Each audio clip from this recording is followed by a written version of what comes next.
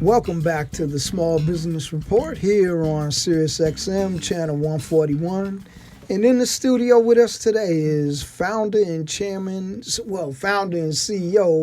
of AtWork, Mr. Ron Lewis. So I got a question for you. I got a bunch of questions, but here's one.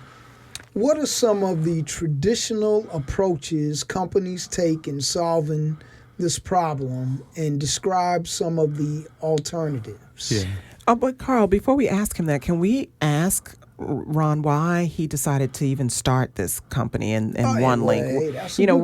What prompted you to even create it, and and why now? Right. Yeah. So I've spent the last 2 decades really as an executive in larger firms. So I have built my career as an engineer first, and then as a program manager, then as a division general manager. So I've kind of had a P&L responsibility, and then the CIO and the CTO of companies. Chief Information Officer, Chief Technology Officer. So you got to spell out the acronyms. So I've grown my my career, and in doing all of those roles, I have almost always had to work pretty closely with small businesses. Okay. And in integrating those small businesses, because I've run very large programs, it was always a challenge to get them to have the kind of capability and the infrastructure they needed to perform. You saw that firsthand. I saw it firsthand. I saw, great engineers, but they maybe didn't have what they needed to be able to deliver on the kind of programs that we were running. Yeah. And so I've lived it, I've understood it. And then 3 years ago, I took the plunge and started a small business. And so I'm living it every day in terms of some of the challenges that you need to be able to get a small business up and running. And so OneLink really was a response to, if you had a bunch of money, you could work with some investors and go out and build something innovative that was a game changer. That's what OneLink is. Okay. It's a result of that. Yeah. Well, from what you're saying, and, I can see where the product itself can help small businesses go to the next level. Because a lot of them struggle with the basics of they don't have payroll, they don't know how to do payroll, they're struggling with it, Hiring folks is a struggle. Oh, and keeping good folks. And we always talk about every time. Every week we hear about that. I can't keep good folks, but and some of these tools are a way that you will keep good folks because they will see that you're at a different level. So what are some of the traditional approaches companies take to solving these problems? So imagine you and I just started, right? We probably have a handful of people. In order to run our business, we don't need a whole lot of infrastructure at that point. We probably are maybe outsourced payroll. We might have spreadsheets that allow us to track our programs. But eventually we start to grow and, we start to build our corporate resume. And traditionally, companies would take an approach where they would, look at buying a point solution, maybe like a QuickBooks, to be able to, address, their needs. They start to open up that second office, that third office, and they begin to outgrow that platform.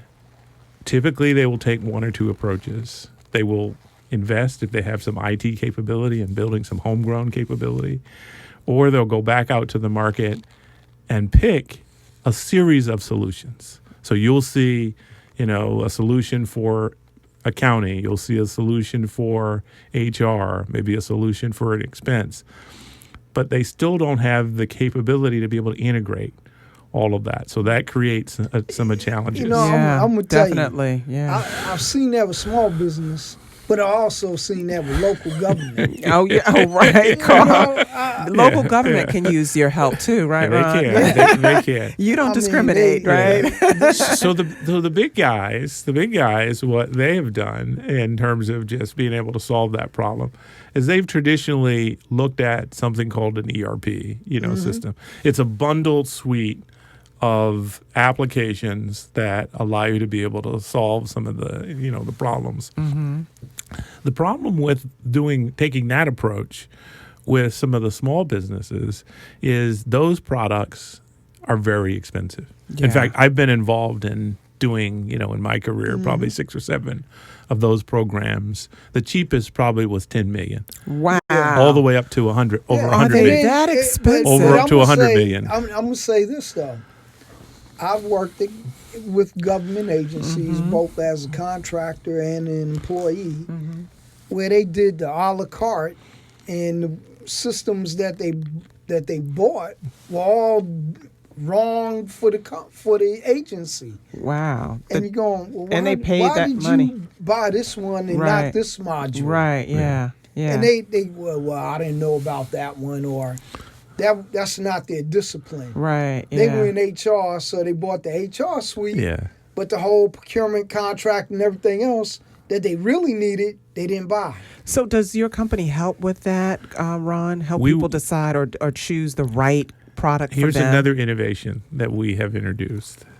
Because I've been involved, and my team has been involved in implementing these types of solutions, they typically take a long time to build out, to customize, and to get them to fit that particular business.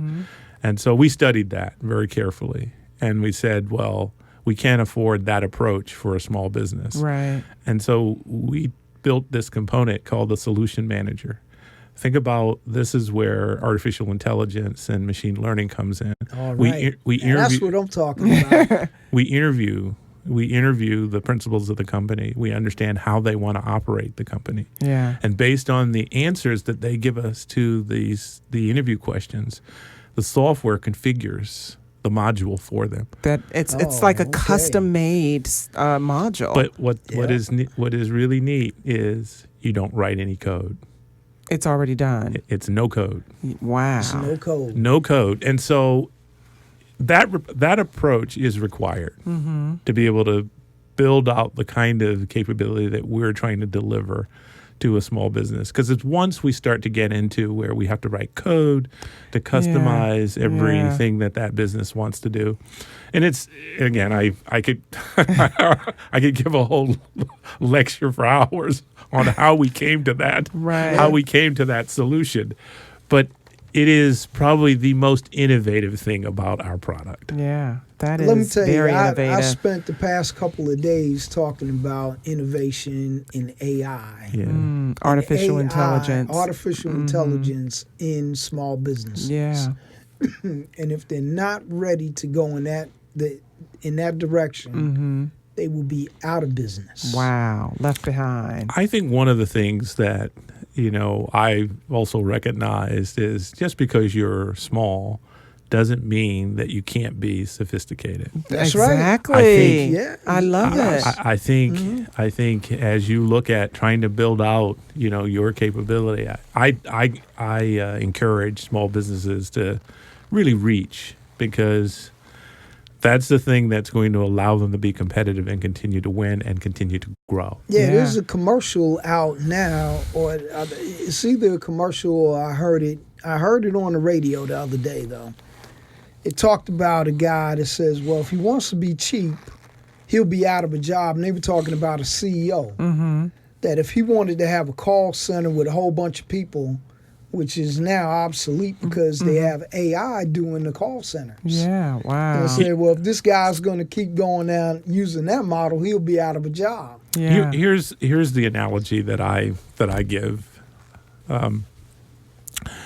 If you look at building your company, and as you start to try to solve some of the the issues of having the infrastructure, and you throw a lot of people at it, which a lot of small businesses do, right? Because they don't want to invest in technology. Right. Ultimately, you find yourself in a position where you're no longer going to be very competitive. That's right. I'm offering you an alternative to taking that approach and building your business. And ultimately, I think it's going to be one that's going to serve you well because it's going to make your business better. It's going to make it more competitive, and it's going to build out your capabilities a lot sooner. Oh yeah, a lot faster. Yeah, we're having to close out the show, but you couldn't have had a better ending, Ron, in telling our listeners what it is that they can get when they go to AtWorkSYS.com, right? And it's not that expensive. And it's not that expensive. So yeah, so we've got to wrap up. We're about to close out the show. Well, that's it. Yeah. We'll be back next week with expert advice and vital information you need to grow out your business. Mm-hmm. Don't forget to visit dcsbdc.org too. That's right. Or call us 202-806-1550. Yep, you can hear this and all of our shows on WHUR Voices SiriusXM Channel 141 every Thursday at 12 noon. And we rebroadcast on Fridays, Sundays, and Mondays. And like us on Facebook, visit our Instagram page, and follow us on Twitter at SMBiz, B-I-Z Report. Thanks again for tuning in. This has been Carl Brown and Sharrarne Morton, giving you all the tools you need to succeed on the Small Business Report. Thank you for listening, and be sure to tune in next week at WHUR Voices on SiriusXM Channel 141. Please don't forget to like us on Facebook. And for more tips on starting, growing, and financing your business, visit us at thesmallbusinessreport.biz.